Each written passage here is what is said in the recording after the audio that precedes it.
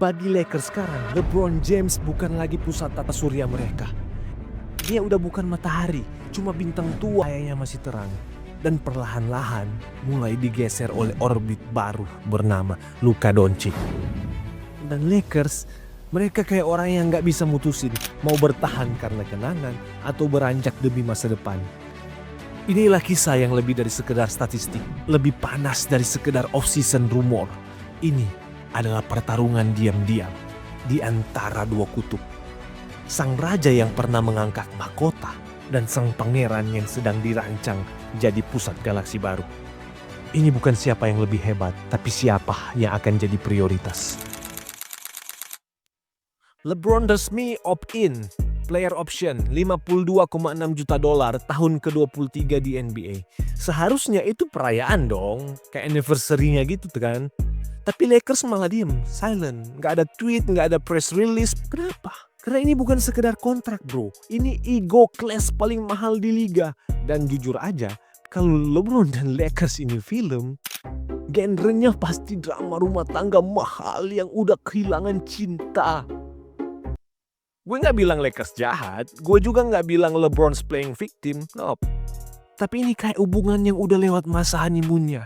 Dulu nih, 2018 ya, pas LeBron datang ke LA dia bawa mimpi. 2 tahun kemudian kasih cincin di bubble. Sekarang, Lakers sementara ngatur masa depan tanpa dia. Dan LeBron masih berharap dikenang kayak Kobe. Tapi Kobe, ya Kobe. Dia adalah darah daging Lakers. Penjaga rumah Lakers. Sementara LeBron, mas ada yang bilang dia MVP yang ngekos? Enggak juga, brother. Memang LeBron James mau cincin lagi, tapi Oga potong gaji. Dan lo tau apa artinya? Lakers susah nafas. $52 juta buat umur 40 tahun tuh kayak beli iPhone 9. Harga iPhone 15 Pro Max. Bagus sama-sama iPhone, tapi worth it enggak? Padahal sejarah udah nunjukin. Tim Duncan rela digaji kecil dapat 5 cincin. Dirk potong gaji, dapat respect seumur hidup. LeBron sendiri pas era Miami, dia potong 15 juta buat bikin super team. Hasilnya 4 final 2 cincin. Tapi sekarang dia minta dibayar seharga franchise dan berharap franchise bisa maksain supaya mereka menang. Nah ini yang bikin makin panas brother. Luka Doncic, pemain masa depan udah dikasih tempat istimewa di Lakers. Diajak meeting roster, dikasih heads up, dikasih tahu lebih dulu pas Lakers dijual ke Mark Walter. Sementara LeBron enggak dikasih tahu apa-apa. Pas Ayton masuk ke Lakers, dia bilang gue dapat teks dari Luka, belum dari LeBron.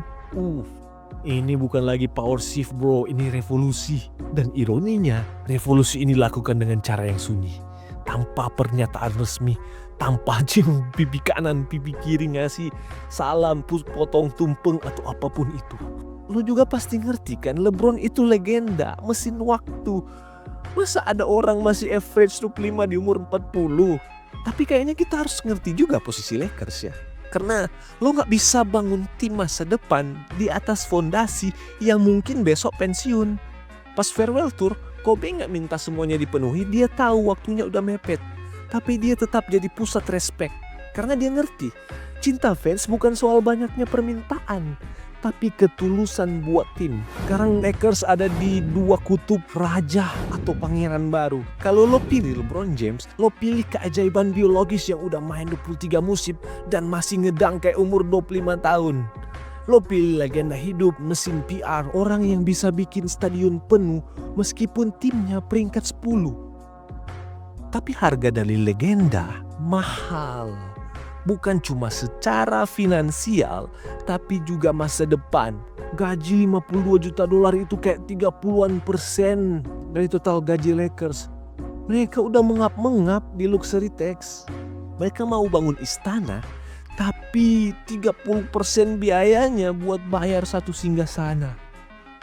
Sekarang kalau lo pilih Luka, lo pilih awal yang baru, lo pilih waktu. Karena Luka itu investasi jangka panjang. Umurnya 26 tahun, IQ tinggi, dan skill set lengkap. Dia gak cuma bisa nyetak poin, dia bikin semua orang di sekitarnya kelihatan lebih baik. Kedengaran sempurna kan? Tapi jangan lupa, Luka belum pernah juara. Dia belum punya luka-luka final seperti LeBron. Pernah ya? Sebanyak LeBron lah. Dan yang paling penting, dia belum punya cinta ke Lakers. Dia belum punya luka historis bareng franchise ini. Belum tentu juga dia akan stay kalau badai datang. Dan inilah ironi paling besar. Untuk pertama kalinya dalam karir LeBron James, dia bukan lagi pusat semesta sebuah franchise. Di Cleveland pas dia balik, dia dipuja bagaikan anak yang kembali dari pengasingan. Di Miami dia jadi arsitek dinasti. Di Lakers dia datang sebagai penyelamat dari 5 musim tanpa playoff. Sekarang dia kayak tamu kehormatan di rumah yang lagi direnovasi tanpa dia tahu. Nggak ada spanduk baru, nggak ada ucapan terima kasih sudah bertahan. Yang ada cuma diam. Dan dalam diam itu, kita semua tahu era LeBron di Lakers udah masuk babak epilog. LeBron udah biasa jadi pusat rencana. Sekarang dia jadi catatan kaki dari rencana besar yang gak dia tulis. Dan itu mungkin lebih menyakitkan dari gagal di final. Karena buat pemain kayak LeBron, yang paling menakutkan bukan kekalahan, tapi dilupakan. Gue gak tahu ya LeBron bakalan pensiun di LA atau pindah ke siapa tahu Maverick atau Golden State Warrior. Tapi satu yang pasti ya, legenda itu nggak cuma diukur dari angka, tapi dari cara mereka pergi. Dan sejauh ini, LeBron belum ngasih kita ending yang layak dia dapetin. Tapi hey, berarti cerita ini belum selesai. Gimana menurut teman-teman tentang LeBron di Lakers? Apakah tahtanya udah mau dialihkan ke Luka? Atau ini musim terakhirnya LeBron? Ya, coba tulis di kolom komentar. Dan kita berdiskusi. Oke, aku belum punya ending kayak LeBron. Aku masih kayak LeBron belum punya ending, anjay. Bye.